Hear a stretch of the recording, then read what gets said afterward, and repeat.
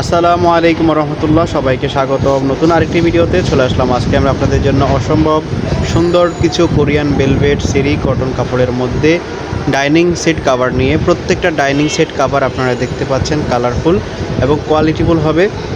আর প্রত্যেকটার সাথে আপনারা 6 সেট চেয়ার কাভার এবং একটি ডাইনিং কাভার পাবেন। প্রত্যেকটা পাচ্ছেন মাত্র 1399 টাকাতে। 1399 টাকা ছিল, এখন আপনারা পাচ্ছেন মাত্র 1299 টাকা।